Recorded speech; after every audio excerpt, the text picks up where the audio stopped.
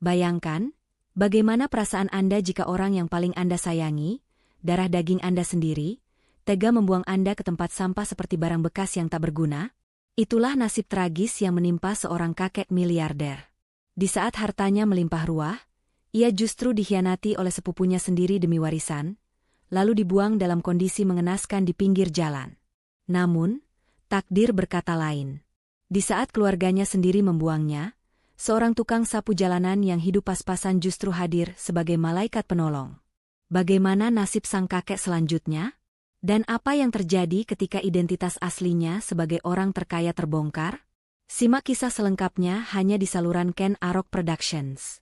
Tapi sebelum kita masuk ke ceritanya, luangkan waktu sebentar untuk menekan tombol subscribe, like, dan tuliskan komentar positif kalian. Saya doakan bagi teman-teman yang sudah subscribe dan like video ini, semoga Tuhan melimpahkan rezeki yang deras seperti air mengalir, diberikan kesehatan yang paripurna, keberkahan dalam setiap langkah, dan kebahagiaan yang tak henti-hentinya bersama keluarga tercinta. Amin, amin ya robbal alamin. Tulis, amin, di kolom komentar agar doa baik ini diaminkan oleh ribuan orang lainnya, dan dikabulkan oleh Tuhan semesta alam. Oh ya, jangan lupa juga tuliskan dari kota atau negara mana kalian menonton video ini, agar kita bisa saling menyapa dalam kolom komentar. Baiklah, mari kita mulai kisah inspiratif ini. Jam menunjukkan pukul 5 pagi. Langit di kawasan elit Menteng, Jakarta Pusat, masih gelap gulita. Kabut tipis menyelimuti deretan rumah gedongan yang pagarnya tinggi menjulang. Di saat para penghuni rumah mewah itu masih terlelap dalam selimut tebal dan pendingin ruangan yang nyaman, kehidupan bagi Ramzi sudah dimulai. Pemuda berusia 25 tahun itu sudah mengenakan seragam oranye kebanggaannya, lengkap dengan sepatu bot karet yang solnya sudah mulai tipis. Sebagai petugas penanganan prasarana dan sarana umum, atau yang sering kita kenal sebagai pasukan oranye, tugas Ramzi adalah memastikan jalanan bersih sebelum kota terbangun sepenuhnya. Suara sapu lidi yang bergesekan dengan aspal menjadi satu-satunya musik yang menemani Ramzi pagi itu. Ia menyeka keringat di pelipisnya. Meski gaji yang ia terima hanya cukup untuk makan dan membayar kontrakan petak, Ramzi tidak pernah mengeluh. Wajah adiknya, Asri, yang selalu tersenyum saat ia pulang kerja adalah bahan bakar utamanya untuk terus berjuang di kerasnya ibu kota. Saat sedang membersihkan tumpukan daun kering di dekat sebuah bak sampah beton yang besar, mata Ramzi menangkap sesuatu yang ganjil. Di balik bak sampah itu, tergeletak sebuah karung goni berukuran besar. Awalnya, Ramzi mengira itu hanya tumpukan sampah restoran atau barang bekas yang dibuang sembarangan oleh orang kaya. Ia hendak mengangkatnya dan melemparkannya ke gerobak sampah. Namun langkahnya terhenti seketika.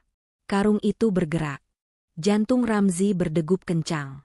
Ia mundur selangkah, mengamati karung kumuh itu dengan waspada. Gerakannya bukan seperti tikus atau kucing, melainkan gerakan menggeliat yang berat, seolah ada sesuatu yang besar terperangkap di dalamnya.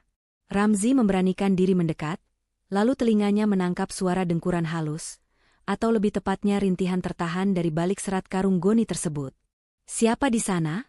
tanya Ramzi dengan suara bergetar, meski ia tahu tak mungkin ada jawaban jelas. Tanpa membuang waktu lagi, dengan tangan gemetar, Ramzi segera merobek ikatan tali rafia yang melilit mulut karung tersebut. Begitu ikatan terlepas dan karung tersibak, Ramzi terlonjak kaget hingga nyaris terjengkang ke belakang. Matanya terbelalak lebar, seolah tak percaya dengan apa yang dilihatnya di bawah temaram lampu jalan. Di dalam karung itu, meringkuk seorang pria tua. Tubuhnya kurus, rambut putihnya acak-acakan, dan wajahnya pucat pasi. Namun yang membuat hati Ramzi mencelos nyeri adalah kondisi kakek itu. Mulutnya ditutup rapat dengan lakban hitam, sementara kedua tangannya terikat kencang ke belakang. Kaki kakek itu tampak bengkak besar dan membiru, sepertinya mengalami cedera parah. Pria tua itu menatap Ramzi dengan mata yang nyaris redup, penuh ketakutan dan permohonan, seolah Ramzi adalah satu-satunya harapan hidupnya yang tersisa. "Astaga! Kakek!" Ramzi langsung berlutut, mengabaikan aspal yang kotor. "Tahan sebentar, kek. Saya lepaskan." Dengan cekatan namun hati-hati, Ramzi menarik lakban yang menutupi mulut kakek malang itu. Kulit keriput sang kakek sedikit memerah saat perekat itu ditarik. Kakek itu langsung terbatuk-batuk, menghirup udara rakus seolah baru saja lolos dari maut. Ramzi kemudian beralih ke tangan dan kaki, melepaskan ikatan tali yang menyiksa itu. "Siapa yang tega melakukan ini sama Bapak?" tanya Ramzi dengan nada geram, matanya berkaca-kaca melihat kondisi mengenaskan di hadapannya. Kakek itu, yang tak lain adalah Pak Wiryawan, miliarder pemilik perusahaan properti raksasa, mencoba membuka mulutnya untuk bicara. Namun, efek obat bius yang masih tersisa di tubuhnya membuat lidahnya keluh. Ia hanya bisa menatap pemuda berseragam oranye itu dengan pandangan nanar.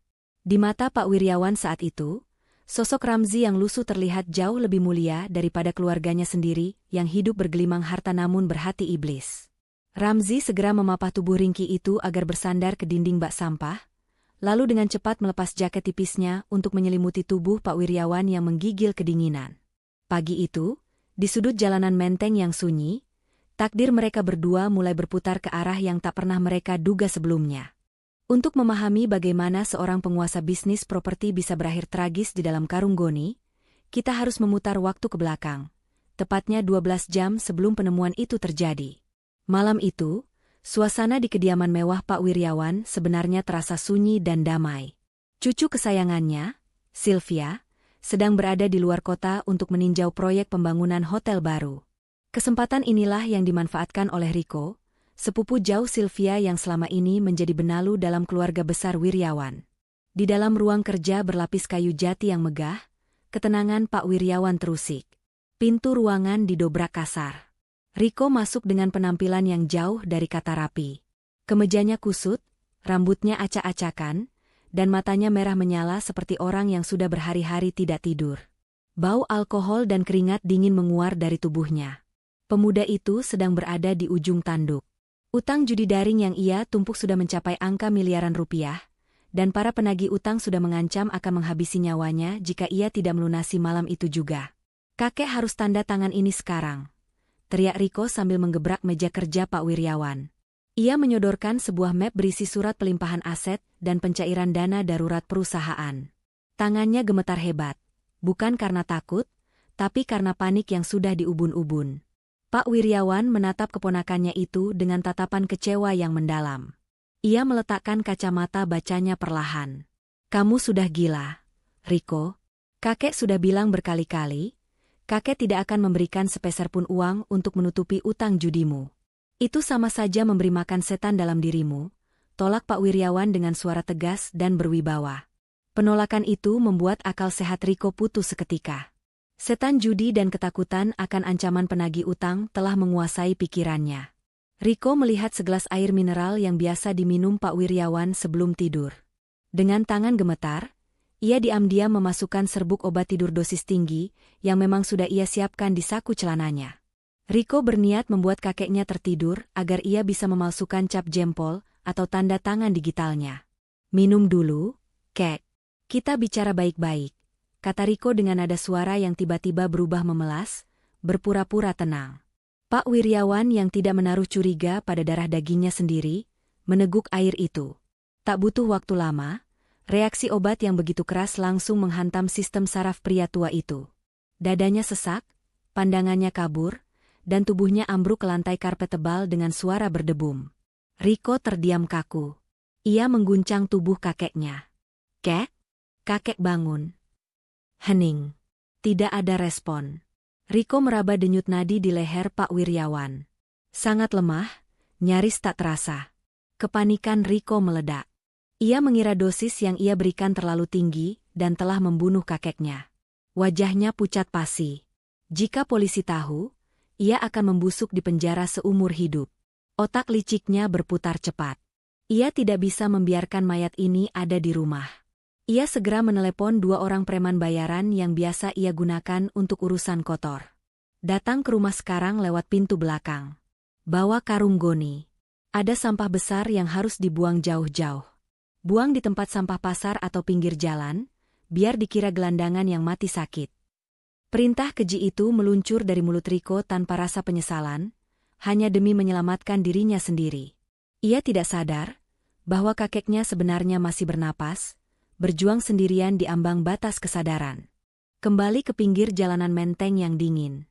Cahaya matahari mulai perlahan mengintip dari ufuk timur, memberikan sedikit kehangatan pada dua sosok manusia yang berbeda nasib itu.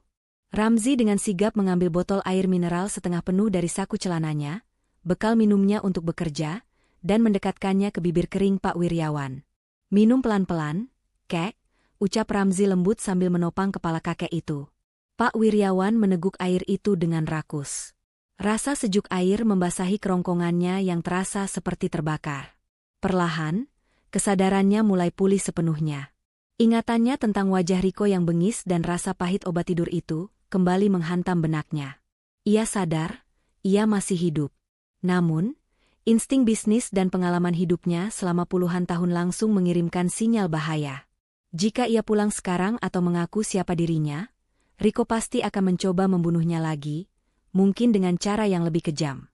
Tubuhnya masih terlalu lemah untuk melawan, dan kakinya yang bengkak membuatnya tak berdaya. Ia harus menyembunyikan identitasnya. Ia harus menjadi orang lain sampai kekuatannya pulih. Ramzi menatap wajah tua itu dengan penuh rasa ingin tahu. "Kakek sudah enakan? Kalau boleh tahu, rumah kakek di mana? Siapa nama kakek? Nanti saya bantu antar pulang atau panggilkan polisi." Pak Wiryawan menatap mata Ramzi. Ia melihat ketulusan di sana, bukan ancaman. Namun, ia tetap harus berhati-hati. Ia memutuskan untuk memainkan peran terbaik dalam hidupnya. Dengan tatapan yang sengaja dibuat kosong dan bibir yang sedikit gemetar, Pak Wiryawan mulai mengoceh tak jelas. "Pesawat, ngeng, terbang tinggi, balon warna-warni," jawab Pak Wiryawan sambil menunjuk-nunjuk langit kosong dengan jari telunjuknya yang gemetar, lalu tertawa kecil seperti anak balita. "Balon meletus, dor." Ramzi mengerutkan keningnya, bingung. "Kek? Kakek ingat nama anak kakek? Atau alamat rumah?" tanyanya lagi, mencoba memastikan. "Awan putih, gula kapas, mau permen?" racau Pak Wiryawan lagi, kali ini sambil memilin ujung baju kumalnya, benar-benar mendalami peran sebagai orang tua yang sudah kehilangan akal sehatnya. Hati Ramzi mencelos. Ia menghela napas panjang. Dugaan awalnya ternyata benar. Kakek ini sepertinya menderita kepikunan parah atau demensia. Mungkin karena itulah ia tersesat atau malah dibuang oleh keluarganya yang tidak mau repot mengurus orang tua yang sudah kembali seperti bayi. Rasa iba di dada Ramzi semakin membuncah. Ia tidak mungkin melaporkan orang pikun tanpa identitas ke polisi saat ini, takut malah ditolak atau kakek ini diperlakukan kasar karena dikira gelandangan gila. Namun, Ramzi juga dihadapkan pada dilema. Ia harus menyelesaikan tugas menyapunya sebelum mandor datang memeriksa pukul 6 pagi. Jika ia bolos, ia bisa dipecat, dan Asri tidak bisa makan. Ramzi menatap pos keamanan komplek yang tak jauh dari situ. Kebetulan, ia kenal baik dengan satpam yang berjaga. "Kakek tunggu sebentar ya. Ikut saya," kata Ramzi sambil perlahan memapah Pak Wiryawan berdiri. Kakek itu meringis menahan sakit di kakinya, namun menurut saja. Ramzi membawa Pak Wiryawan ke pos satpam yang saat itu sedang kosong, karena penjaganya sedang patroli keliling. Ia mendudukkan Pak Wiryawan di bangku panjang pos tersebut. "Kakek duduk di sini dulu ya, jangan kemana-mana. Saya harus kerja sebentar, nanti sore saya jemput kakek. Janji." Pak Wiryawan hanya mengangguk-angguk sambil tersenyum hampa. Padahal dalam hati ia bersyukur. Pemuda ini tidak meninggalkannya begitu saja. Di balik senyum pikunnya, Pak Wiryawan bersumpah, jika ia selamat dari badai ini, ia akan membalas budi pemuda ini dengan cara yang tak pernah terbayangkan sebelumnya. Matahari mulai condong ke barat, mengubah langit Jakarta menjadi jingga kemerahan. Ramzi menepati janjinya. Setelah seharian memeras keringat di jalanan aspal yang panas, ia kembali ke pos satpam dengan langkah gontai namun pasti. Di sana, Pak Wiryawan masih duduk diam, persis seperti anak hilang yang menanti jemputan orang tuanya. Tanpa banyak bicara, Ramzi membantu kakek itu berdiri, memapahnya perlahan meninggalkan kawasan elit Menteng menuju tempat tinggalnya di Manggarai. Perjalanan itu tidak jauh, namun terasa seperti melintasi dua dunia yang berbeda 180 derajat. Mereka meninggalkan deretan rumah mewah berpagar tinggi, masuk ke dalam labirin ganggang sempit yang pengap dan lembab. Di sini, sinar matahari seolah enggan mampir. Bau selokan yang mampet bercampur dengan aroma masakan murah dan keringat manusia menyengat hidung. Jalan setapak itu becek dan licin, diapit oleh rumah-rumah semi permanen yang dindingnya terbuat dari tempelan triplek bekas dan seng berkarat.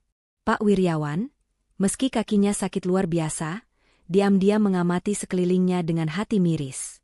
Seumur hidupnya bergelimang harta, ia tidak pernah menyangka ada manusia yang bisa bertahan hidup di tempat sepadat dan sekumuh ini. Anak-anak kecil berlarian tanpa alas kaki di atas tanah yang kotor, sementara para ibu mencuci baju di ember pecah di pinggir jalan.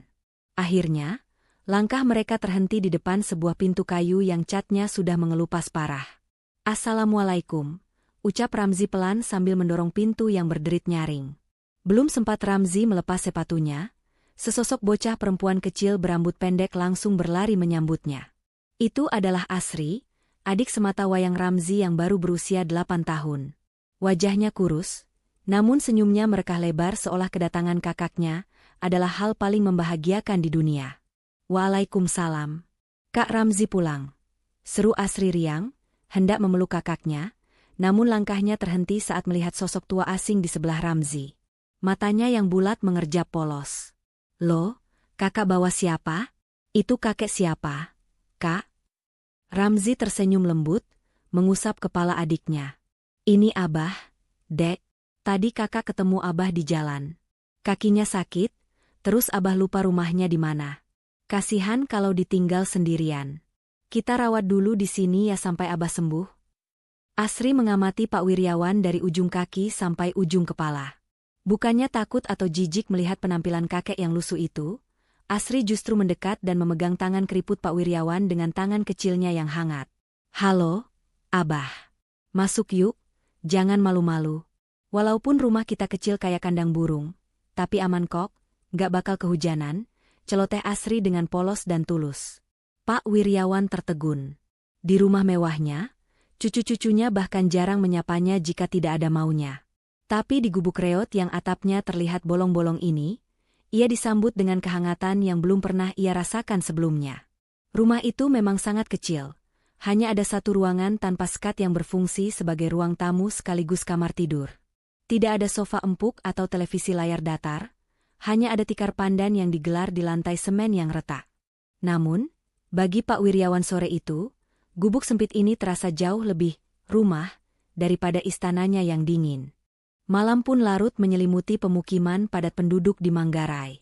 Suara bising kendaraan dari jalan raya perlahan berganti dengan suara jangkrik dan deru kereta api yang sesekali melintas di kejauhan.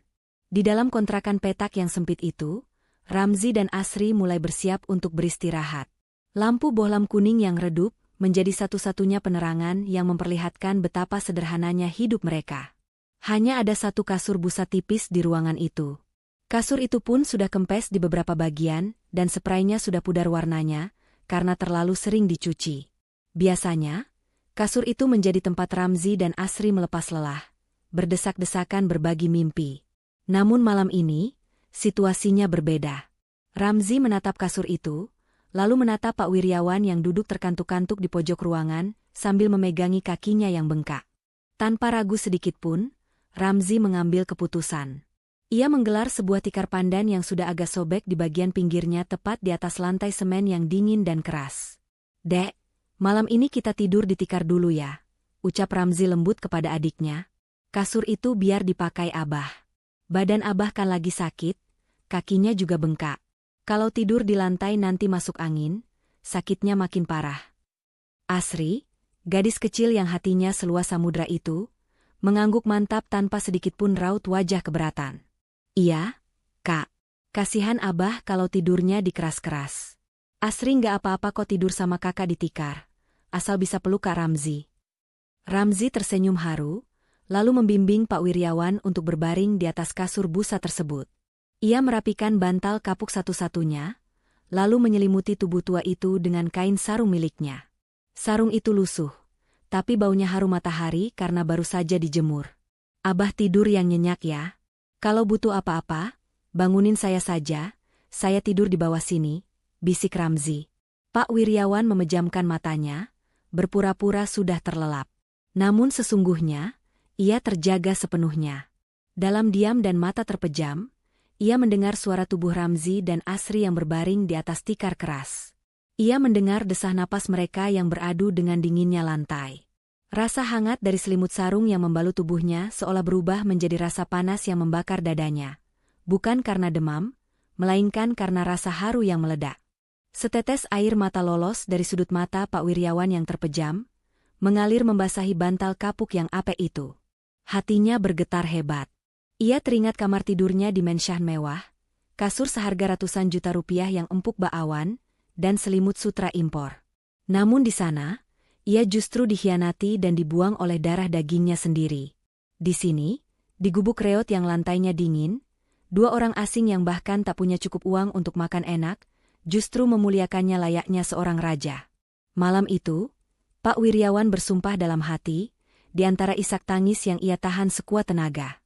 Ia akan bertahan. Ia akan sembuh.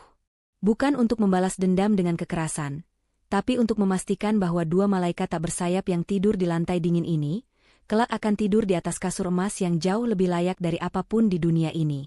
Ia akan terus berpura-pura pikun, sampai saat yang tepat tiba untuk mengangkat derajat keluarga kecil ini. 3 hari telah berlalu sejak kedatangan Abah di kontrakan sempit itu. Rutinitas baru pun mulai terbentuk. Setiap pagi buta, Ramzi berangkat menyapu jalanan ibu kota, meninggalkan Asri untuk menjaga Abah sebelum gadis kecil itu berangkat sekolah siang. Kondisi fisik Pak Wiryawan perlahan membaik.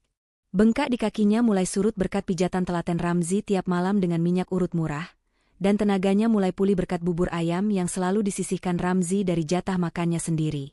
Namun, di hadapan mereka, Pak Wiryawan tetap mempertahankan sandiwara pikunnya, sering melamun dan berbicara hal-hal yang tidak nyambung. Siang itu, matahari bersinar terik, memanaskan atap seng hingga suhu di dalam ruangan terasa seperti oven. Asri sedang tiarap di lantai, wajahnya kusut menatap buku tulis yang kertasnya sudah agak keriting. Ia sedang berkutat dengan pekerjaan rumah mata pelajaran matematika. Bagi Asri, angka-angka itu seperti monster yang menakutkan. Ia menggigit ujung pensilnya yang sudah pendek, keningnya berkerut dalam, mencoba memecahkan soal hitungan campuran yang rumit. Aduh, pusing. Keluh Asri pelan sambil mengacak-acak rambut pendeknya. 25 ditambah 15 dikali 4 kok susah banget sih. Pak Wiryawan yang sedang duduk bersandar di dinding, diam-diam memperhatikan gelagat gadis kecil itu. Sebenarnya, bagi seorang pebisnis kelas kakap seperti dirinya yang biasa mengurus aset triliunan rupiah dan menghitung profit perusahaan yang kompleks di luar kepala, soal matematika tingkat sekolah dasar itu tak lebih dari sekadar kedipan mata. Hatinya gatal ingin membantu, tapi ia harus tetap berhati-hati agar kedoknya tidak terbongkar. Namun, melihat Asri yang hampir menangis karena frustrasi, pertahanan Pak Wiryawan runtuh sedikit demi sedikit. Ia berdehem pelan, lalu dengan suara yang dibuat serak dan jenaka layaknya kakek-kakek yang sedang mengigau, ia mulai bernyanyi kecil. 15 dikali 4 itu 60 hihihi. Pak Wiryawan terkekeh sendiri sambil memainkan jari-jarinya di udara. Terus ditambah 25, jadi 85, ada burung terbang wus. Asri terdiam. Ia menatap Abah dengan tatapan heran. Tangan kecilnya buru-buru mengambil sempoa tua miliknya, mencoba menghitung ulang apa yang baru saja digumamkan Abah. Manik-manik sempoa bergeser klak-klek-klak. Mata Asri membulat sempurna. Wah, beneran 85? Seru Asri takjub. Ia langsung bangkit dan duduk di samping Pak Wiryawan. Abah kok tahu? Abah pinter banget. Coba lagi Bah, kalau yang ini berapa? Asri menyodorkan bukunya dengan semangat. Pak Wiryawan tersenyum geli melihat antusiasme itu. Ia melanjutkan perannya, menjawab soal-soal itu dengan gaya orang linglung, kadang sambil menepuk nyamuk imajiner, kadang sambil pura-pura menghitung cicak di dinding, tapi jawabannya selalu tepat sasaran, 100% akurat. Siang itu, tanpa disadari oleh siapapun, seorang miliarder properti tengah menjadi guru privat matematika paling hebat untuk seorang anak pemulung di dalam gubuk yang panas. Di balik tawa pikunnya, Pak Wiryawan merasakan kebahagiaan sederhana yang sudah puluhan tahun hilang dari hidupnya. Menjadi berguna bukan karena uangnya, tapi karena ilmunya. Sementara kehangatan menyelimuti gubuk kecil di Manggarai, suasana yang sangat berbeda, dingin dan penuh ketegangan, justru terasa di lantai 40 gedung pencakar langit Wiryawan Corp di kawasan Jenderal Sudirman. Di dalam ruangan eksekutif yang berdinding kaca tebal, Sylvia mondar-mandir dengan wajah kusut. Cucu kandung Pak Wiryawan itu tampak seperti singa betina yang kehilangan anaknya. Sudah 4 hari kakeknya menghilang tanpa jejak, ponselnya mati, dan tidak ada satupun staf rumah yang tahu keberadaannya. Pintu ruangan terbuka, menampilkan sosok Riko yang masuk dengan gaya santai, seolah tidak ada badai yang sedang terjadi. Ia duduk di kursi kulit sambil memainkan kunci mobil sport miliknya. Melihat gelagat sepupunya itu, emosi Sylvia meledak. "Di mana kakek? Riko?" bentak Sylvia, suaranya bergetar menahan amarah dan tangis. "Kamu orang terakhir yang bersama dia di rumah sebelum aku pergi dinas. Jangan bilang kamu tidak tahu apa-apa." Riko hanya mengangkat bahu acuh tak acuh, sebuah senyum sinis tersungging di bibirnya. "Aduh, Sil, kamu ini kenapa sih? Panikan banget? Kakek itu bukan anak kecil. Dia bilang sama aku, dia lagi pusing urus perusahaan. Dia mau healing, mau meditasi di villa temannya di puncak yang tersembunyi. Nggak mau diganggu sinyal HP. Udahlah, biarin orang tua menikmati masa pensiunnya." Kebohongan itu meluncur mulus dari lidah Riko, menutupi fakta busuk tentang siapa dirinya sebenarnya. Riko bukanlah cucu kandung Pak Wiryawan seperti Sylvia. Ia hanyalah sepupu jauh Sylvia. Kedua orang tua Riko adalah pebisnis sukses yang menetap di luar negeri. Namun, Riko adalah aib bagi mereka. Bertahun-tahun tinggal di Eropa, Riko justru terlibat dalam berbagai kasus kriminal, mulai dari perkelahian bar hingga penipuan kartu kredit, yang membuatnya dideportasi dan dipulangkan paksa ke Indonesia. Orang tuanya menitipkan Riko pada Pak Wiryawan dengan harapan dididik menjadi pebisnis yang benar. Namun bukannya bertobat, di Jakarta Riko justru semakin menjadi-jadi. Ia merasa berhak atas kekayaan Pak Wiryawan, karena merasa memiliki darah keluarga. Uang saku puluhan juta yang diberikan Pak Wiryawan setiap bulan tak pernah cukup untuk memuaskan gaya hidup mewahnya dan kecanduannya pada judi online. Sylvia menatap Riko dengan tatapan menyelidik, instingnya berkata ada yang tidak beres. "Kalau sampai aku tahu kamu bohong, Riko, aku nggak akan segan-segan lapor polisi, meskipun kamu sepupuku sendiri." "Silakan," tantang Riko dengan nada meremehkan, meski jantungnya berdegup kencang karena ketakutan. "Cari saja sampai ujung dunia. Kakek lagi senang-senang kok." Di balik wajah tenangnya, Riko sebenarnya sedang menahan keringat dingin. Ia tahu, bangkai yang ia sembunyikan baunya mulai tercium. Ia harus memastikan, masalah itu benar-benar lenyap sebelum Sylvia menemukannya. Keesokan harinya, takdir mulai merajut benang pertemuan di antara dua manusia yang status sosialnya bagaikan bumi dan langit. Siang itu, matahari Jakarta sedang ganas-ganasnya memanggang aspal kawasan Jenderal Sudirman. Di tengah hiruk-pikuk klakson mobil mewah dan langkah kaki para pekerja kantoran yang terburu-buru, Ramzi sedang menjalankan tugasnya. Keringat membasahi seragam oranyenya hingga punggungnya terlihat gelap. Namun tangannya tak berhenti mengayunkan sapu lidi, membersihkan debu dan puntung rokok di trotoar depan gedung pencakar langit yang megah. Tepat di saat Ramzi sedang memungut sampah plastik, pintu kaca lobi gedung Wiryawan Corp terbuka otomatis. Keluarlah Sylvia dengan langkah cepat dan wajah yang ditekuk. Pikirannya kalut. Sudah 5 hari kakeknya hilang, dan setiap detik yang berlalu terasa seperti siksaan batin. Ia berjalan setengah berlari menuju mobil jemputannya yang sudah menunggu di lobi, sambil sibuk mengecek ponsel, berharap ada kabar baik dari detektif sewaannya. Saking terburu-burunya, Sylvia tidak menyadari tas tangannya tersenggol bahu seorang pejalan kaki yang lewat. Tas itu terbuka sedikit, dan sebuah dompet kulit tebal berwarna merah marun meluncur jatuh ke trotoar tanpa suara, tertelan oleh derap langkah orang-orang yang sibuk dengan urusan masing-masing. Sylvia terus berjalan, masuk ke dalam mobil, sementara dompet itu tergeletak begitu saja, rentan diambil siapa saja. Ramzi yang berada beberapa meter dari situ melihat kejadian tersebut dengan jelas. Matanya membelalak. Tanpa berpikir 2 kali, ia memungut dompet itu. Tebal dan berat. Isinya pasti uang tunai jutaan rupiah dan kartu-kartu penting. Bagi orang lain, mungkin ini adalah rezeki nomplok. Tapi bagi Ramzi, mengambil hak orang lain adalah pantangan terbesar dalam hidupnya. "Mbak, tunggu, Mbak!" teriak Ramzi sambil berlari mengejar Sylvia yang sudah hampir menutup pintu mobilnya. Sylvia menoleh kaget. Ia melihat seorang petugas kebersihan berseragam kumal berlari ke arahnya. Reaksi pertamanya adalah waspada dan takut. mengira orang ini akan meminta sumbangan atau berniat jahat. "Ada apa ya, Pak?" tanyanya sedikit ketus, tangannya refleks memegang tasnya. Ramzi berhenti tepat di depan pintu mobil, napasnya tersengal-sengal. Ia tidak memedulikan tatapan sinis sopir Sylvia atau satpam gedung yang mulai mendekat curiga. Dengan kedua tangannya yang kasar namun sopan, Ramzi menyodorkan dompet merah itu. "Maaf mengganggu, Mbak. Ini dompetnya tadi jatuh di trotoar pas Mbak jalan buru-buru," ucap Ramzi sambil tersenyum tulus, meski wajahnya penuh peluh. Sylvia ternganga. Ia meraba tasnya dan baru sadar dompetnya lenyap. Wajahnya yang tadi tegang seketika berubah pucat, lalu memerah karena malu. Ia menerima dompet itu dengan tangan gemetar. "Ya ampun, saya nggak sadar. Terima kasih banyak, Mas." Sylvia buru-buru membuka dompetnya, hendak mengambil beberapa lembar uang ratusan ribu sebagai ucapan terima kasih. Namun, saat ia mendongak kembali, sosok Ramzi sudah berbalik badan dan kembali menyapu trotoar, seolah tidak terjadi apa-apa. Ramzi tidak menunggu imbalan, tidak meminta pujian. Ia hanya melakukan apa yang benar. Sylvia terpaku di kursi mobilnya, menatap punggung pemuda oranye itu dari balik kaca jendela. Di tengah kota yang kejam di mana keluarganya sendiri saling tikam demi harta, ia justru menemukan kejujuran murni dari seorang tukang sapu jalanan.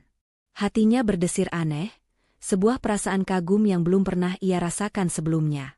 Malam itu, ketenangan di gubuk kecil Ramzi kembali terusik. Belum sempat mereka menikmati nasi bungkus sederhana untuk makan malam, pintu triplek rumah mereka digedor dengan sangat kasar dari luar. Suara teriakan cempreng yang sudah sangat akrab di telinga warga gang sempit itu terdengar memekakan telinga. Itu adalah suara Bu Tejo, pemilik kontrakan sekaligus tetangga yang terkenal paling perhitungan dan bermulut pedas. "Ramzi, buka pintunya. Jangan pura-pura mati kau di dalam," teriak Bu Tejo sambil terus memukul pintu. Ramzi buru-buru membuka pintu dengan wajah cemas. Di hadapannya, berdiri Bu Tejo dengan daster batik dan tangan berkacak pinggang. Matanya melotot tajam saat melihat sosok Pak Wiryawan yang sedang duduk bersila di pojokan ruangan. "Nah, benarkan laporan warga. Kamu nampung gelandangannya di sini?" semprot Bu Tejo tanpa basa-basi. Telunjuknya yang gemuk menuding lurus ke arah Pak Wiryawan. "Heh, Ramzi. Kamu pikir ini panti sosial? Nambah satu kepala berarti nambah pemakaian air, nambah listrik. Saya nggak mau tahu. Kamu harus bayar uang sewa tambahan atau malam ini juga kalian semua angkat kaki dari kontrakan saya." Ramzi memucat. "Bu, tolonglah Bu. Abah ini lagi sakit, nggak punya siapa-siapa. Saya janji bulan depan saya bayar lebih, tapi jangan sekarang. Gaji saya baru turun minggu depan, itu pun sudah habis buat bayar utang obat kemarin." Ramzi memelas, menyatukan kedua telapak tangannya memohon pengertian. Namun, hati Bu Tejo sekeras batu kali. "Alah, banyak alasan. Pokoknya saya minta 300 ribu sekarang buat jaminan air sama listrik. Kalau nggak ada uang, seret orang tua itu keluar dari sini." Mendengar keributan itu, Asri yang sedang belajar langsung mendekati kakaknya. Wajah gadis kecil itu ketakutan. Ramzi terdiam, tubuhnya kaku. Ia tidak punya uang sepeser pun di dompetnya. Tiba-tiba, matanya tertuju pada sebuah benda di atas lemari plastik pakaian mereka. Sebuah celengan tanah liat berbentuk ayam jago berwarna merah. Itu adalah tabungan Asri selama setahun penuh. Uang receh sisa jajan yang dikumpulkan Asri demi membeli tas sekolah baru, karena tas lamanya sudah jebol di bagian bawah. Ramzi menatap adiknya dengan tatapan penuh rasa bersalah yang amat sangat. "Dek?" Suaranya tercekat di tenggorokan. Seolah mengerti arti tatapan kakaknya, Asri tersenyum tipis meski matanya berkaca-kaca. Ia berlari mengambil celengan itu dan menyerahkannya pada Ramzi. "Nggak apa-apa, Kak. Pakai uang Asri saja. Tas Asri masih bisa dijahit kok. Kasihan Abah kalau diusir." Dengan tangan gemetar hebat, Ramzi menerima celengan itu. Ia membantingnya ke lantai. Prang! Pecahan tanah liat berserakan. Uang receh logam dan beberapa lembar ribuan lusuh berhamburan keluar.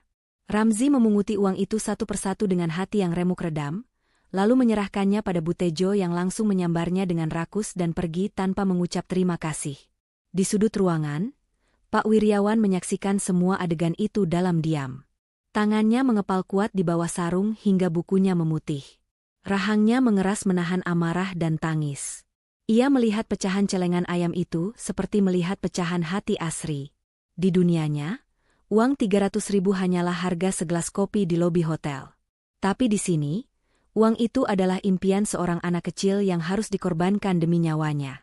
Malam itu, Pak Wiryawan bersumpah, ia akan mengganti setiap keping uang receh yang jatuh di lantai itu dengan tumpukan emas yang tak terhingga. Sementara itu, di sisi lain kota yang gemerlap, jaring-jaring kebohongan yang disusun rapi oleh Riko mulai terurai satu persatu.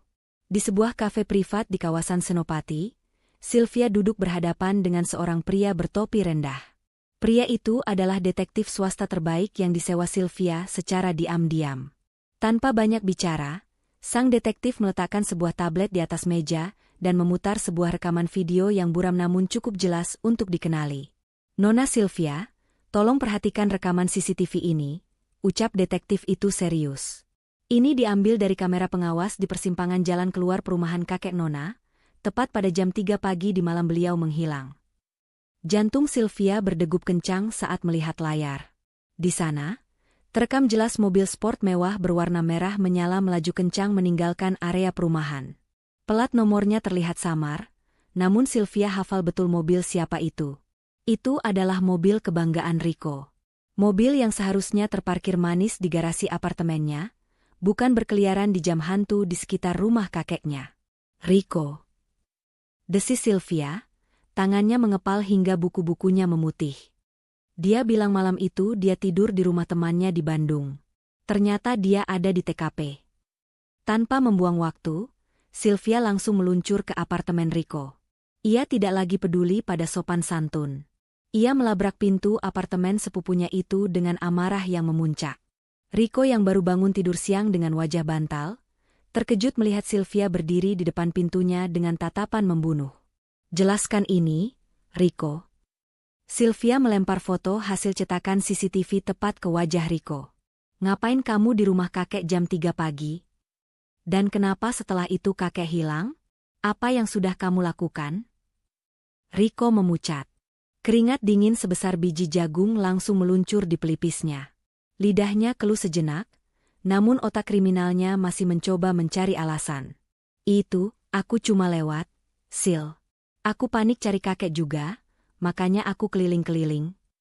"Jangan bohong," potong Sylvia tajam. "Polisi akan menyelidiki jejak GPS mobilmu. Kalau terbukti kamu terlibat, aku sendiri yang akan menyeretmu ke penjara."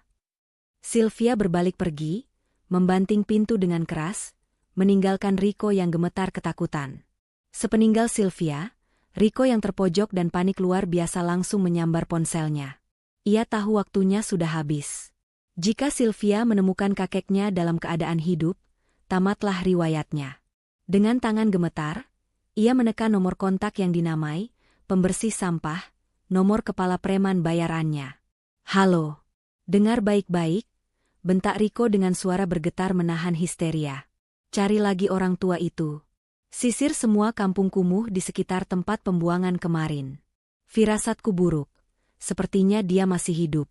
Kalau kalian menemukannya, jangan bawa pulang. Habisi dia di tempat. Pastikan dia tidak bernapas lagi. Aku bayar 3 kali lipat, tapi mulut dia harus bungkam selamanya." Perintah keji itu meluncur tanpa ragu. Riko sudah gelap mata. Demi harta warisan dan demi menutupi kejahatannya, ia rela menjadi pembunuh darah dagingnya sendiri. Ia tidak tahu bahwa saat itu, malaikat maut suruhannya sedang bergerak menuju gubuk kecil di mana Ramzi dan Asri sedang merawat sasarannya dengan penuh kasih sayang. Langit Jakarta sore itu mendadak berubah menjadi kelabu, seolah alam sedang memberi pertanda akan datangnya bahaya. Di gang sempit Manggarai yang biasanya riuh oleh suara anak-anak bermain, suasana tiba-tiba mencekam. 2 orang pria berbadan tegap dengan tato menjalar di lengan berjalan masuk dengan langkah lebar dan tatapan mengancam. Mereka adalah preman bayaran Riko yang berhasil melacak keberadaan Pak Wiryawan. Saat itu, Pak Wiryawan sedang duduk di bangku kayu reot di depan rumah, menemani Asri yang sedang menyisir boneka kumalnya. Begitu melihat target mereka, salah satu preman itu langsung menyeringai kejam. Tanpa basa-basi, Ia melangkah cepat dan mencengkeram kerah baju Pak Wiryawan, menariknya dengan kasar hingga tubuh tua itu nyaris tersungkur ke tanah becek. "Ikut kami, Pak Tua. Waktumu sudah habis," bentak preman itu. Asri menjerit histeris melihat kakek kesayangannya diperlakukan kasar. Jangan bawa Abah." "Kak Ramzi!" teriak gadis kecil itu sekuat tenaga. Tepat pada detik yang kritis itu, Ramzi muncul di ujung gang sepulang kerja. Melihat adiknya menangis dan Abah ditarik paksa oleh orang asing, darah Ramzi mendidih. Rasa lelah seharian bekerja lenyap seketika, digantikan oleh adrenalin yang memuncak. Ramzi melempar tas kerjanya dan berlari kencang menerjang bahaya. "Lepaskan dia, woi!" teriak Ramzi menggema di lorong sempit itu. Salah satu preman berbalik dan langsung melayangkan pukulan keras ke wajah Ramzi. Ramzi terpental, sudut bibirnya pecah dan berdarah. Namun, pemuda kurus itu tidak menyerah. Ia bukan ahli bela diri, tapi ia punya nyali baja demi melindungi keluarganya. Dengan cepat, ia menyambar satu-satunya senjata yang ada di dekatnya. Sapu lidi gagang kayu yang biasa dipakai untuk menyapu halaman dan sebuah ember plastik bekas cucian. Pertarungan yang tidak seimbang pun terjadi. Ramzi mengayunkan sapu lidi itu membabi buta, memukul wajah dan badan preman-preman itu dengan sekuat tenaga. Saat satu preman hendak menendangnya, Ramzi menangkis menggunakan ember plastik hingga ember itu pecah berkeping-keping. Tubuh Ramzi babak belur, pelipisnya robek terkena cincin batu akik sang preman, namun ia berdiri tegak menghalangi pintu rumahnya. "Langkahi dulu mayat saya kalau mau bawa Abah," tantang Ramzi dengan napas memburu dan wajah penuh darah. Pak Wiryawan yang melihat adegan itu dari tanah, merasakan dadanya sesak oleh rasa haru dan ngeri. Ia melihat seorang pemuda miskin yang tak punya hubungan darah dengannya, rela menyabung nyawa demi melindunginya. Kegaduhan itu akhirnya membangunkan raksasa yang tidur. Warga kampung yang mendengar teriakan Asri dan suara gaduh perkelahian mulai berhamburan keluar rumah. Bapak-bapak membawa pentungan ronda, ibu-ibu membawa panci. Melihat warga satu kampung mulai mengepung dengan wajah marah, nyali kedua preman itu ciut. Mereka sadar kalah jumlah. Sambil mengumpat kasar, mereka melepaskan Pak Wiryawan dan lari terbirit-birit meninggalkan gang itu sebelum diamuk massa. Ramzi jatuh terduduk. Napasnya tersengal, namun matanya tetap tajam memastikan bahaya benar-benar telah pergi. Malam semakin larut, namun lampu di gubuk kecil itu masih menyala terang. Suasana di dalam kontrakan terasa hening dan mencekam, sisa-sisa ketegangan dari perkelahian sore tadi masih menggantung di udara. Ramzi duduk di tikar dengan telanjang dada, memperlihatkan tubuh kurusnya yang kini penuh dengan memar biru dan goresan luka. Asri, dengan mata sembab dan tangan kecil yang gemetar, sedang hati-hati mengoleskan obat merah ke luka robek di pelipis kakaknya. Sesekali gadis kecil itu meringis, seolah ia bisa merasakan perih yang diderita kakaknya. Di sudut ruangan, Pak Wiryawan duduk diam memperhatikan pemandangan memilukan itu. Hatinya teriris. Ia melihat darah yang mengering di sudut bibir Ramzi, darah yang tumpah demi melindunginya, seorang tua asing yang selama ini hanya menjadi beban. Rasa bersalah menghantam dada Pak Wiryawan lebih keras daripada pukulan preman manapun. Ia sadar, sandiwaranya sudah tidak bisa diteruskan. Keselamatan keluarga kecil ini kini menjadi taruhannya. Jika ia tetap diam dan berpura-pura pikun, Riko pasti akan mengirim orang lagi, dan kali ini mungkin Ramzi tidak akan seberuntung tadi. Perlahan namun pasti, Pak Wiryawan menarik napas panjang. Ia memejamkan mata sejenak, mengumpulkan sisa-sisa kewibawaan yang selama ini ia kubur dalam peran orang gila. Ketika ia membuka mata, sorot matanya berubah total. Tidak ada lagi tatapan kosong atau bingung. Yang ada hanyalah tatapan tajam seekor singa tua yang siap mengaum kembali. Ia berdiri tegak, punggungnya lurus, mengabaikan rasa nyeri di kakinya. "Cukup, Nak Ramzi. Cukup Asri. Hentikan tangisan kalian," ucap Pak Wiryawan tiba-tiba. Ramzi dan Asri tersentak kaget. Mereka menoleh serentak. Suara itu bukan suara Abah yang biasanya gemetar dan meracau seperti anak kecil. Suara itu berat, tegas, dan penuh wibawa, seolah-olah yang berbicara adalah seorang komandan perang. "Abah? Abah kenapa? Abah ngomongnya kok beda?" tanya Ramzi bingung, melupakan rasa perih di wajahnya. Pak Wiryawan melangkah mendekat, lalu berlutut di hadapan Ramzi. Ia memegang kedua bahu pemuda itu dengan erat. Maafkan saya, Nak. Maafkan saya sudah membohongi ketulusan kalian selama ini. Saya tidak gila. Saya tidak pikun.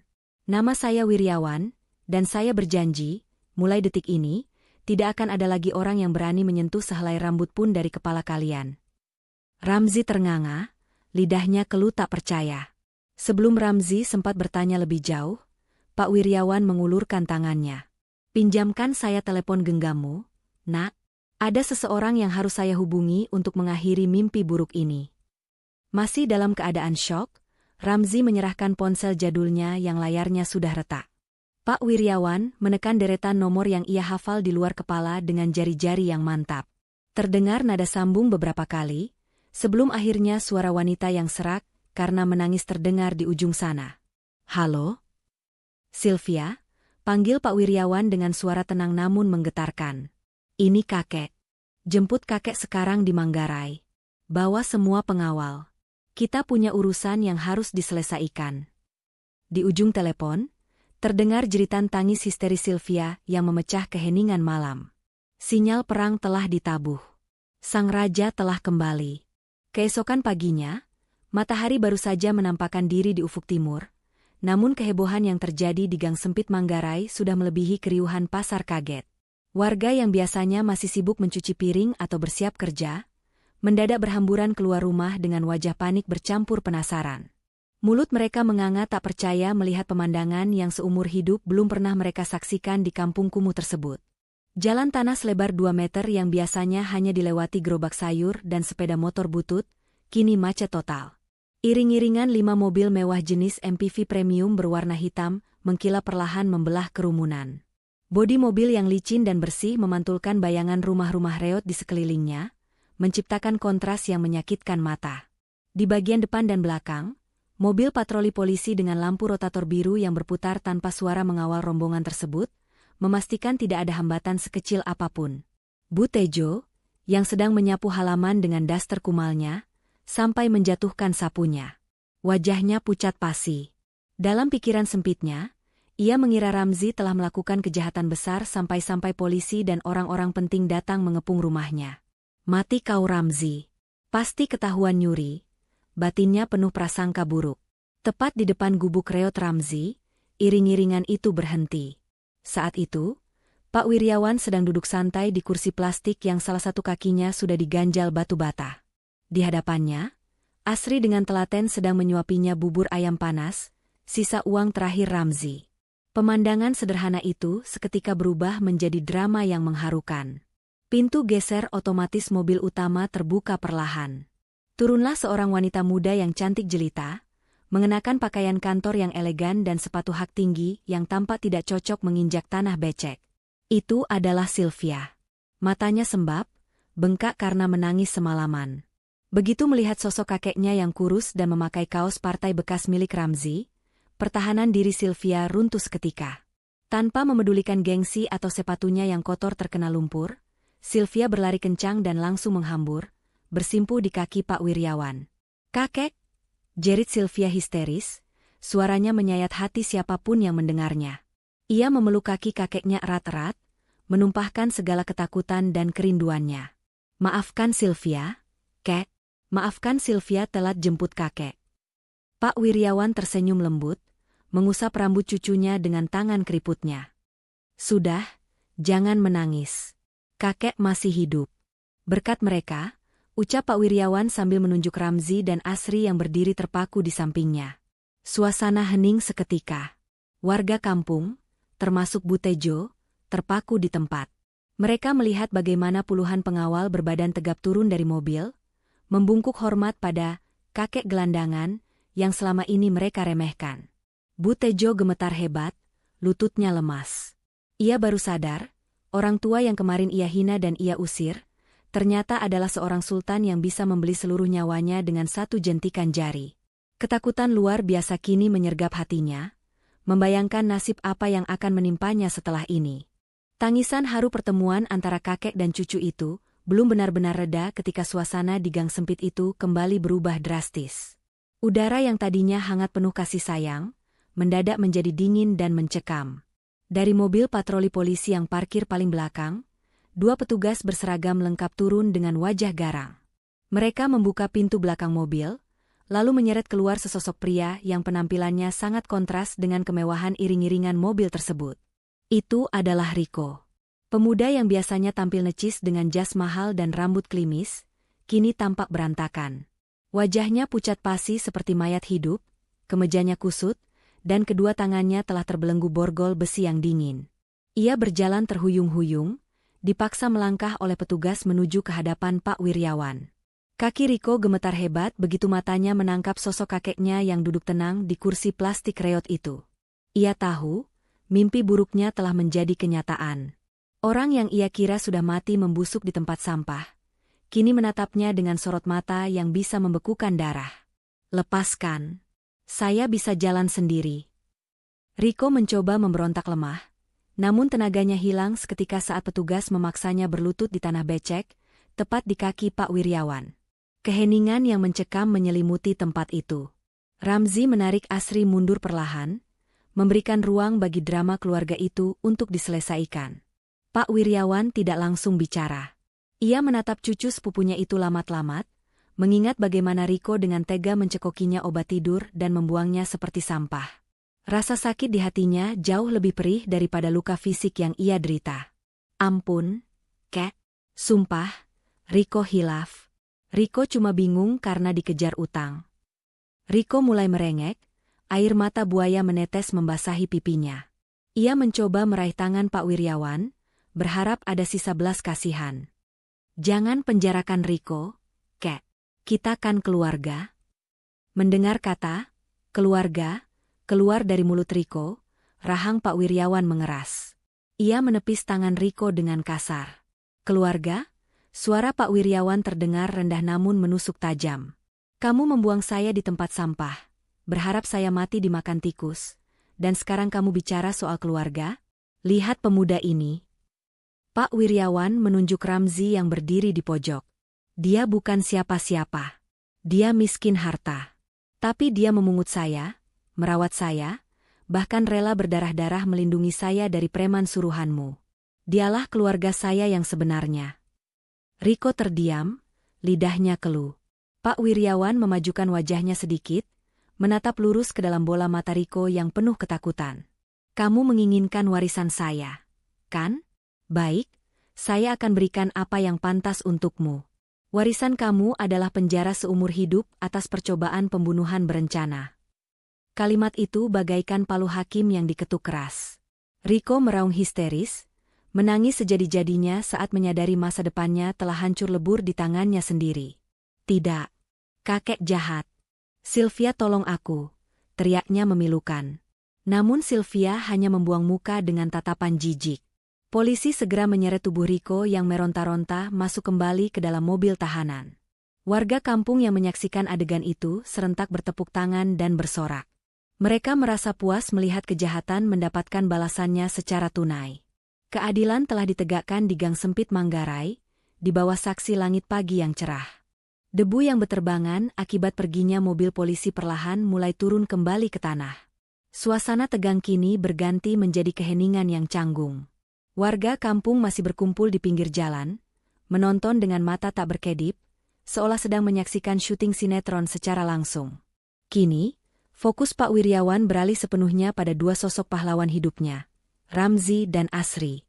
Pak Wiryawan memberi isyarat pada salah satu asistennya yang langsung menyerahkan sebuah tongkat jalan berbahan kayu eboni mengkilap. Dengan bantuan tongkat itu, Pak Wiryawan berdiri tegak, memancarkan aura kekuasaan yang sempat redup. Ia menatap Ramzi dalam-dalam. Ramzi, Asri, panggilnya lembut. Kemas barang-barang kalian sekarang. Masukkan baju-baju kalian ke dalam tas. Kita tinggalkan tempat ini. Mulai hari ini, rumah kalian adalah rumah saya. Ramzi tersentak kaget mendengar perintah itu. Ia mundur selangkah, menggelengkan kepalanya pelan. Rasa minder seketika menyergap hatinya. Ia memandang seragam oranyenya yang kotor, lalu memandang mobil-mobil mewah yang berbaris rapi itu. Baginya, itu adalah dua dunia yang tak seharusnya bersatu. Maaf, Pak Wiryawan, ucap Ramzi terbata-bata, menunduk sopan. Saya menolong Bapak bukan karena mengharap imbalan. Saya ikhlas, Pak. Lillahi ta'ala. Bapak sudah selamat dan bertemu keluarga saja saya sudah bersyukur. Kami tidak pantas ikut Bapak. Tempat kami di sini, di gang becek ini. Mendengar penolakan halus itu, Sylvia yang berdiri di samping kakeknya hendak membujuk. Namun Pak Wiryawan mengangkat tangannya, memberi isyarat agar Sylvia diam. Pak Wiryawan tahu, Ramzi adalah pemuda yang memiliki harga diri tinggi. Uang saja tidak akan bisa membeli kesetiaannya. Maka, Pak Wiryawan menggunakan satu-satunya bahasa yang dimengerti oleh seorang pebisnis ulung, negosiasi mutlak. Pak Wiryawan melangkah maju, menatap mata Ramzi dengan tatapan serius. Namun ada senyum jahil tersembunyi di sudut bibirnya.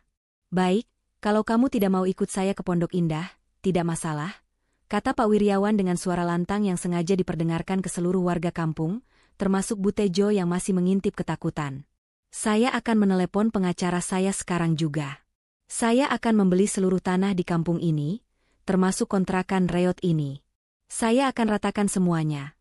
Lalu saya akan bangun gubuk di sini dan tinggal menemani kalian tidur di tikar setiap malam. Kamu mau melihat orang tua ini masuk angin lagi tiap malam, Ramzi? Ramzi terbelalak. Mulutnya menganga tak percaya. Bapak bercanda kan? Saya Wiryawan. Saya tidak pernah bercanda soal aset. Jawab Pak Wiryawan mantap. Pilihannya cuma dua, Nak. Kamu ikut saya dan izinkan saya membalas budi dengan menyekolahkan Asri setinggi langit. Atau kita semua menderita di gubuk ini bersama-sama. Bagaimana? Ramzi menoleh ke arah Asri. Ia melihat adiknya yang kurus, memakai baju yang warnanya sudah pudar. Ia teringat celengan ayam yang pecah demi membayar sewa. Ia sadar, egonya tidak boleh menghalangi masa depan adiknya. Tawaran ini adalah jawaban Tuhan atas doa-doanya di sepertiga malam. Dengan mata berkaca-kaca, Ramzi mengangguk pelan. Baik, Pak, kami ikut. Demi Asri. Pak Wiryawan tersenyum lebar. Senyum kemenangan seorang kakek yang berhasil membawa pulang cucu-cucu barunya. Nah, itu baru laki-laki. Ayo, jangan bawa baju jelek. Tinggalkan semuanya di sini sebagai kenangan. Kita beli yang baru. Kehidupan Ramzi dan Asri berubah 180 derajat dalam sekejap mata. Dari gubuk sempit yang pengap di Manggarai, kini mereka menapaki lantai marmer dingin di sebuah mensyan megah kawasan Pondok Indah. Bagi Asri, rumah ini seperti istana dalam dongeng Disney yang sering ia tonton dari balik kaca etalase toko elektronik. Langit-langitnya tinggi dihiasi lampu kristal, dan tamannya begitu luas hingga bisa dipakai untuk bermain bola satu kampung. Namun, kejutan sesungguhnya bukan pada kemewahan rumah itu, melainkan pada masa depan Asri. Pak Wiryawan tidak main-main dengan janjinya. Hal pertama yang ia lakukan bukanlah membelikan mainan mahal, melainkan memanggil kepala sekolah dari salah satu sekolah internasional paling bergengsi di Jakarta. Mulai besok, Asri sekolah di sana, titah Pak Wiryawan tegas. Asri nyaris pingsan saking bahagianya. Ia yang dulu harus menabung recehan demi membeli tas pasar yang resletingnya macet, kini didaftarkan di sekolah elit yang isinya anak-anak pejabat dan ekspatriat. Seragam sekolahnya kini bukan lagi putih merah yang kusam, melainkan setelan blazer mini kotak-kotak yang rapi, lengkap dengan sepatu kulit hitam mengkilap dan tas punggung impor kualitas terbaik. Saat Asri mencoba seragam barunya di depan cermin besar, ia menangis haru. Ia berjanji dalam hati, ia akan belajar mati-matian agar Kak Ramzi dan Abah Wiryawan bangga padanya. Sementara itu, transformasi yang lebih mencengangkan terjadi pada Ramzi. Pak Wiryawan mengirim tim stylis profesional untuk merombak penampilan pemuda itu. Rambut gondrong tak terawat Ramzi dipangkas rapi dengan gaya undercut yang maskulin. Kulitnya yang kusam karena debu jalanan dibersihkan. Dan yang paling drastis, seragam oranye kebesarannya dilucuti, digantikan oleh setelan jas formal slim fit berwarna biru dongker buatan desainer Italia. Saat Ramzi melangkah keluar dari kamar ganti, waktu seolah berhenti berdetak. Sylvia, yang sedang duduk membaca majalah di ruang tengah, mendongak dan seketika terpaku. Mulutnya sedikit terbuka, namun tak ada kata yang keluar. Ia nyaris tidak mengenali pria di hadapannya. Ramzi yang berdiri di sana bukan lagi tukang sapu yang lusuh. Tubuhnya yang tegap dan tinggi kini terbalut sempurna oleh jas mahal, memancarkan aura karisma yang begitu kuat. Wajahnya yang bersih memperlihatkan garis rahang yang tegas dan tatapan mata yang teduh namun tajam. "Bagaimana? Sudah pantas belum?" tanya Pak Wiryawan sambil terkekeh puas melihat reaksi cucunya yang bengong. Pak Wiryawan menepuk bahu Ramzi dengan bangga. "Mulai hari ini, kamu bukan lagi petugas kebersihan. Saya mengangkatmu secara resmi menjadi sekretaris pribadi saya. Tugasmu mendampingi saya dan belajar mengelola bisnis Wiryawan Corp dari nol. Kamu punya otak cerdas dan hati yang jujur, Ramzi. Itu aset yang lebih berharga daripada gelar sarjana manapun." Ramzi menatap pantulan dirinya di cermin, masih tak percaya. Namun melihat senyum bangga Asri dan tatapan terkesima Sylvia, Ramzi menegakkan punggungnya. Ia siap. Ia siap membuang rasa mindernya dan membuktikan bahwa seorang tukang sapu pun bisa menjadi elang yang terbang tinggi di langit bisnis Jakarta. Hari-hari berlalu di lantai teratas gedung pencakar langit Wiryawan Corp. Bagi Ramzi, ruang kerja yang dingin ber-AC dan berkarpet tebal ini adalah medan pertempuran baru yang jauh lebih rumit daripada menyapu jalanan. Jika dulu ia bergulat dengan debu dan sampah, kini ia bergulat dengan tumpukan dokumen, jadwal rapat, dan analisis pasar. Namun, Ramzi membuktikan bahwa dirinya bukan sekadar pemuda beruntung. Otaknya yang encer menyerap semua ilmu bisnis yang diajarkan Pak Wiryawan dengan kecepatan yang menakjubkan. Dalam waktu singkat, ia sudah bisa menyusun jadwal Pak Wiryawan dengan rapi dan memberikan masukan cerdas dalam rapat internal. Namun, ada satu hal yang membuat Ramzi sering kehilangan fokus, dan itu bukan karena angka-angka yang rumit. Gangguan itu bernama Sylvia. Sejak Ramzi menjabat sebagai sekretaris pribadi kakeknya, frekuensi kedatangan Sylvia ke ruangan Pak Wiryawan meningkat drastis. Padahal, ruangan divisi Sylvia berada 3 lantai di bawah, namun wanita cantik itu seolah punya 1001 alasan untuk naik ke lantai eksekutif. Siang itu, pintu ruangan kembali terbuka. Sylvia masuk dengan membawa nampan berisi 2 cangkir kopi panas. Padahal, ada puluhan office boy yang siap melayani, namun Sylvia bersikeras membuatnya sendiri. "Siang, Kek." "Siang, Mas Ramzi," sapa Sylvia dengan suara lembut, sedikit tersendat saat menyebut nama Ramzi. Ramzi yang sedang serius mengetik di laptop langsung berdiri kaku. Salah tingkah. Siang, Non Sylvia." "Wah, repot-repot banget sampai diantar sendiri," jawab Ramzi gugup, tangannya tak sengaja menyenggol tumpukan kertas hingga sedikit berantakan. Wajahnya memerah padam, kontras dengan jas biru dongkernya yang elegan. Sylvia meletakkan kopi di meja Ramzi sambil tersenyum malu-malu. "Nggak repot kok. Kebetulan lewat aja. Ini kopi Arabica kesukaan Mas Ramzi, gulanya sedikit kan?" Suasana di ruangan itu mendadak menjadi canggung namun manis, penuh dengan bunga-bunga asmara yang tak terucapkan. Mereka saling bertatapan selama 3 detik, lalu buru-buru membuang muka saat sadar sedang diperhatikan. Di balik meja besarnya, Pak Wiryawan menurunkan koran bisnis yang sedang ia baca. Matanya menyipit jenaka melihat tingkah pola 2 anak muda itu. Ia berdehem keras, memecahkan gelembung asmara di antara mereka. Sylvia," panggil Pak Wiryawan dengan nada menggoda. "Perasaan ruangan kamu di lantai 20. Kok rajin banget naik ke lantai 40? Itu kopi manis banget baunya, atau yang bikin yang lagi manis karena curi-curi pandang sama sekretaris kakek?" Wajah Sylvia langsung merona merah seperti kepiting rebus. "Ih, kakek, apaan sih?" Sylvia kan cuma mau memastikan kakek minum kopi tepat waktu. Elaknya panik. Ramzi pun ikut salah tingkah. Pura-pura sibuk merapikan dasinya yang sebenarnya sudah rapi. Tepat saat suasana sedang kikuk-kikuknya, pintu ruangan terbuka lebar. Muncullah Asri dengan seragam sekolah internasionalnya yang mentereng. Tas punggungnya besar, tapi senyumnya lebih besar lagi. Sepulang sekolah, sopir pribadi memang selalu mengantar Asri ke kantor untuk menunggu Ramzi pulang. "Halo Abah." "Halo Kak Sylvia," sapa Asri riang. Gadis kecil yang cerdas itu segera menangkap gelagat aneh di ruangan itu. Ia melihat wajah kakaknya yang merah dan wajah Sylvia yang tersipu. Asri langsung tertawa renyah sambil menunjuk mereka berdua. Kak Ramzi sama Kak Sylvia main tatap-tatapan lagi ya? Awas lo, kata guru Asri kalau tatap-tatapan terus nanti jatuh cinta. Celetuk Asri dengan polosnya yang jujur. Gelak tawa Pak Wiryawan meledak memenuhi ruangan.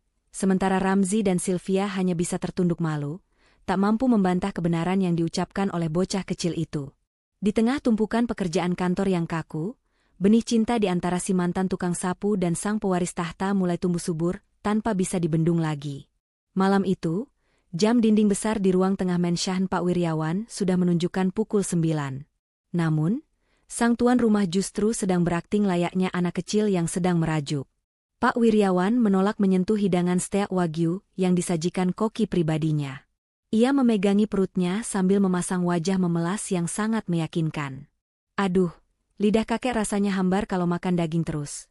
Keluh Pak Wiryawan sambil melirik jahil ke arah Ramzi dan Sylvia yang duduk di sofa seberang. Kakek tiba-tiba kangen berat sama nasi goreng tek-tek langganan kakek dulu di pinggir Jalan Fatmawati. Rasanya gurih, bau asapnya itu loh ngangenin. Sylvia yang khawatir langsung berdiri. Ya sudah, Sylvia suruh sopir beli sekarang ya, kek? Atau pesan lewat aplikasi. Jangan, potong Pak Wiryawan cepat. Kalau sopir yang beli atau pesan online, nanti sampai sini sudah dingin, nggak enak. Kakek maunya yang masih panas mengepul, baru diangkat dari wajan. Kalian berdua yang harus beli. Pak Wiryawan menunjuk Ramzi dan Sylvia bergantian. Dan satu lagi syaratnya. Jangan pakai mobil Alphard. Jalanan macet total jam segini, keburu kakek kelaparan. Pakai motor metik operasional satpam di garasi. Biar satset, selip sana selip sini. Ramzi kan jagonya nyelip di jalanan. Meski bingung dengan permintaan yang spesifik itu, Ramzi dan Sylvia tidak bisa menolak. 5 menit kemudian, pemandangan unik terjadi di garasi mewah itu. Ramzi, yang kini sudah berganti pakaian santai namun tetap rapi, mengeluarkan sebuah motor metik standar. Sylvia berdiri canggung di sampingnya, mengenakan helm yang terlihat kebesaran di kepalanya yang mungil. Pegangan yang erat ya, Non. Saya takut ngebut sedikit kalau macet, ucap Ramzi sopan saat mesin motor menderu. Sylvia naik ke boncengan dengan ragu-ragu. Awalnya, ia hanya memegang besi behel di belakang jok. Namun begitu Ramzi menarik gas menembus angin malam Jakarta, tubuh Sylvia oleng ke belakang. Karena kaget, refleks tangannya melingkar erat ke pinggang Ramzi. Jantung Ramzi serasa mau copot, berdegup lebih kencang dari mesin motornya. Sepanjang perjalanan, di tengah kerlap-kerlip lampu kota dan angin malam yang menusuk, kehangatan tubuh Sylvia yang menempel di punggungnya meruntuhkan tembok, majikan dan bawahan, yang selama ini membatasi mereka. Sesampainya di tenda nasi goreng pinggir jalan, Sylvia tampak menikmati suasana yang jauh dari kemewahan itu. Ia makan dengan lahap, melupakan diet ketatnya. Asap wajan yang harum dan suasana bising jalanan, entah kenapa terasa romantis malam itu. Tiba-tiba, Ramzi terdiam menatap wajah Sylvia. Ada sebutir nasi goreng yang menempel di sudut bibir wanita cantik itu, membuatnya terlihat menggemaskan seperti anak kecil. Tanpa sadar, tangan Ramzi bergerak sendiri. Dengan gerakan yang sangat lembut dan hati-hati, ia menyeka butiran nasi itu menggunakan tisu. Maaf, Non. Ada nasi nempel, kayak Asri kalau makan, ucap Ramzi, lalu sadar apa yang ia lakukan dan buru-buru menarik tangannya dengan wajah memerah.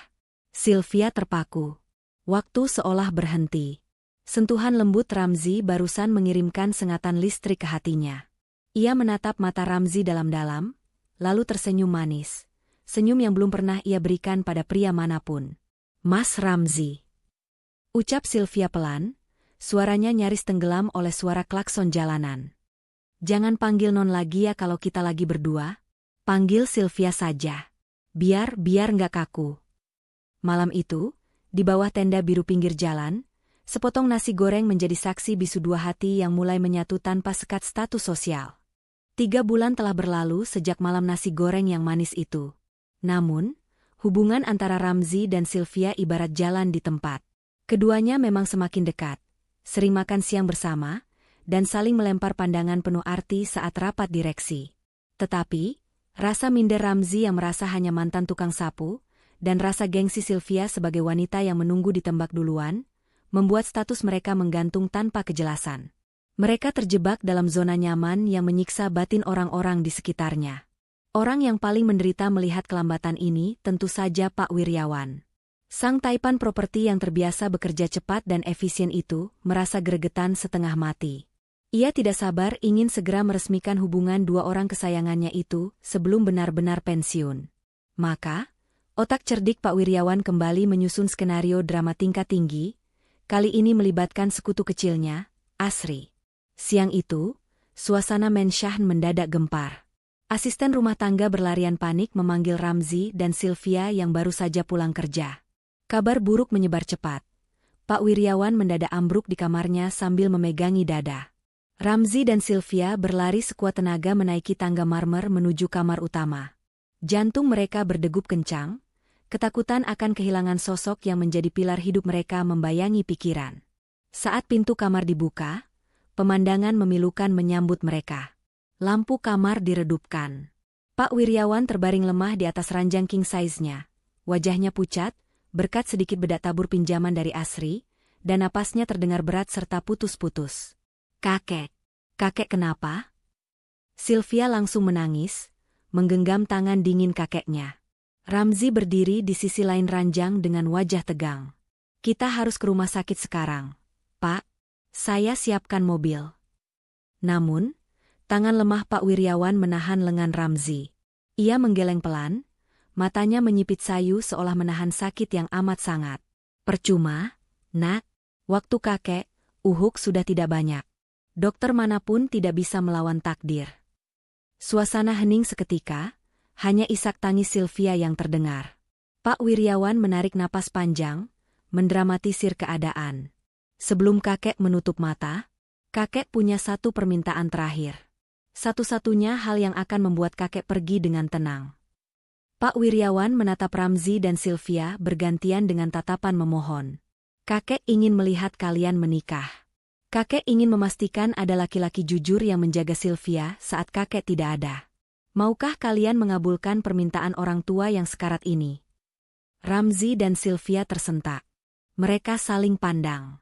Di mata Sylvia, Ramzi melihat ketakutan kehilangan kakeknya, tapi juga ada harapan akan cinta. Di mata Ramzi, Sylvia melihat ketulusan dan kesiapan untuk melindungi. Dalam situasi kritis itu, semua keraguan dan gengsi runtuh tak bersisa.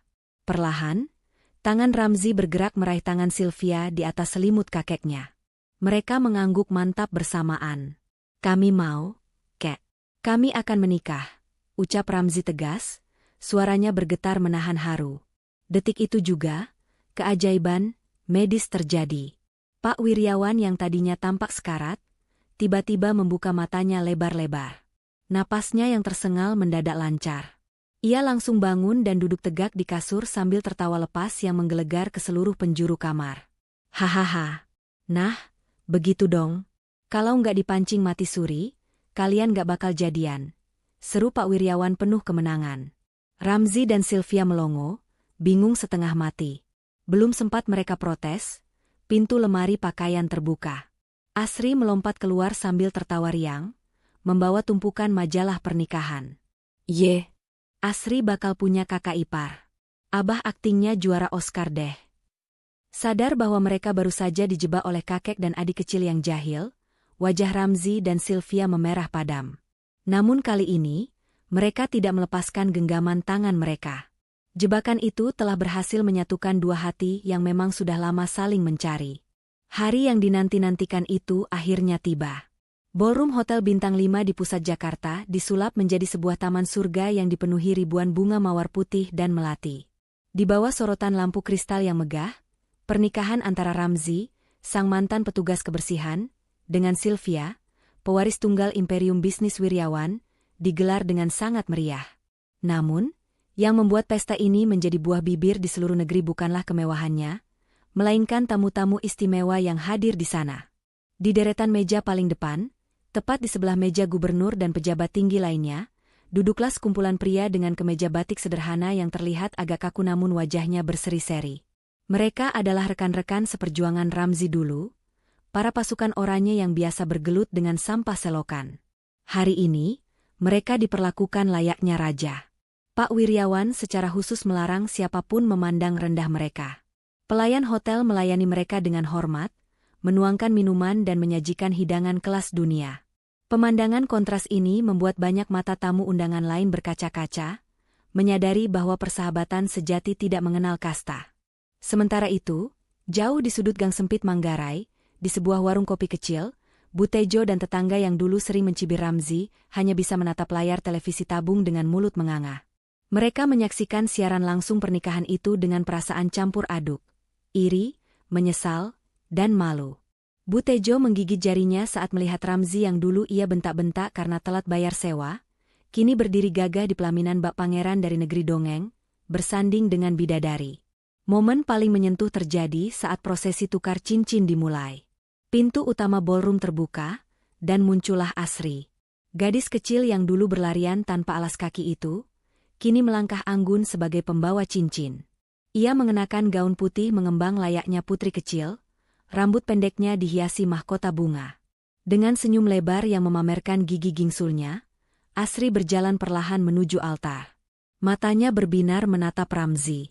Dalam hati kecilnya, Asri merasa sangat bangga. Kakaknya, pahlawannya, akhirnya mendapatkan kebahagiaan yang layak ia terima. Sesampainya di altar, Ramzi berlutut sebentar untuk memeluk adiknya itu, membuat seluruh ruangan bergemuruh oleh tepuk tangan haru. Ramzi kemudian berdiri, menatap Sylvia yang cantik jelita di hadapannya. "Sylvia," bisik Ramzi pelan, namun terdengar jelas lewat mikrofon. "Dulu tanganku kasar karena memegang sapu lidi untuk membersihkan debu jalanan. Tapi mulai hari ini, aku berjanji akan menggunakan tangan ini untuk menghapus setiap tetes air matamu dan menyapu semua kesedihan dari hidupmu." Sylvia tak kuasa menahan air mata bahagianya. Ia mengangguk mantap. Di kursi kehormatan, Pak Wiryawan menyeka sudut matanya dengan sapu tangan sutra. Ia tersenyum puas. Misi terakhirnya telah tuntas. Ia tidak hanya menyelamatkan perusahaannya dari tangan yang salah, tapi ia telah menyatukan dua jiwa yang tulus untuk membangun masa depan yang lebih baik. Pernikahan itu bukan sekadar pesta, melainkan perayaan kemenangan kebaikan atas keserakahan. 5 tahun berlalu dengan begitu cepat, bagaikan air sungai yang mengalir tenang menuju muara. Di bawah kendali pasangan emas Ramzi dan Sylvia, Wiryawan Corp tidak hanya bertahan, tetapi melesat menjadi raksasa bisnis yang semakin disegani di Asia. Namun, ada yang berbeda dari gaya kepemimpinan di perusahaan tersebut. Ramzi, yang kini duduk di kursi direktur utama, membawa angin perubahan yang sangat humanis. Ia dikenal sebagai satu-satunya CEO yang tidak segan turun langsung ke lapangan, mengecek gorong-gorong proyek perumahan, atau makan siang di kantin karyawan bersama staf kebersihan. Bagi Ramzi, jabatan hanyalah titipan, namun rasa hormat kepada sesama manusia adalah harga mati.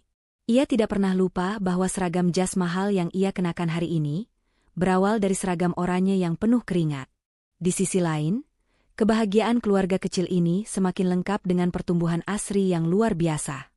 Gadis kecil yang dulu rela memecahkan celengan ayam demi membayar kontrakan, kini telah tumbuh menjadi remaja putri yang cerdas dan santun. Berkat fasilitas pendidikan terbaik yang diberikan Pak Wiryawan, potensi akademis Asri meledak. Ia kini duduk di bangku sekolah menengah pertama, dan selalu langganan menjadi juara umum di sekolah internasionalnya. Dinding kamarnya penuh dengan piala Olimpiade Matematika dan Sains. Namun hebatnya, Asri tidak tumbuh menjadi anak manja. Sepulang sekolah, ia sering terlihat membantu kakaknya merapikan dokumen-dokumen ringan di ruang kerja rumah, belajar memahami dunia bisnis sejak dini sebagai bentuk rasa terima kasihnya. Momen paling hangat selalu terjadi di akhir pekan. Di ruang keluarga Mensyah yang luas itu, sering diadakan rapat direksi tidak resmi. Ramzi dan Sylvia duduk di karpet, menghadap Pak Wiryawan yang kini lebih banyak menghabiskan waktu di kursi goyang kesayangannya sambil membaca koran. "Bah, menurut Abah, proyek reklamasi di utara Jakarta ini prospeknya bagaimana? Analisis pasarnya agak riskan," tanya Ramzi serius sambil menyodorkan tablet. Pak Wiryawan biasanya akan meletakkan korannya, membetulkan letak kacamatanya, lalu tersenyum bijak. Meskipun sudah pensiun total, ketajaman insting bisnisnya tidak pernah tumpul. Bisnis itu bukan cuma soal untung rugi di atas kertas, Ramzi. Bisnis itu soal seberapa besar manfaat yang kamu berikan buat orang banyak. Kalau proyek itu menggusur rakyat kecil tanpa solusi, batalkan. Tapi kalau itu memberi mereka atap, lanjutkan. Ingat, Dulu kamu juga pernah ada di posisi mereka. Nasihat-nasihat sederhana namun menohok seperti itulah yang membuat Ramzi dan Sylvia selalu kembali kepada Pak Wiryawan. Diskusi berat itu biasanya akan diakhiri dengan tawarnya ketika Asri datang membawakan teh hangat dan pisang goreng. Lalu Pak Wiryawan akan mulai mengalihkan topik, menagih cucu cicit yang lebih banyak lagi untuk menemaninya bermain di masa tua. Rumah yang dulunya dingin dan sepi itu, kini benar-benar hidup oleh cinta dan kehangatan 3 generasi yang saling melengkapi. Sinar matahari pagi yang keemasan menyelinap masuk melalui celah-celah gorden sutra, membawa kehangatan di balkon lantai 2 rumah megah keluarga Wiryawan. Di sana, Ramzi berdiri sambil memegang cangkir porselen berisi teh hangat. Ia menghirup dalam-dalam udara pagi yang segar, membiarkan ketenangan merasuk ke dalam jiwanya. Tidak ada lagi rasa cemas soal uang sewa kontrakan atau bingung memikirkan makan hari ini. Yang ada hanyalah rasa syukur yang tak terhingga kepada Sang Pencipta.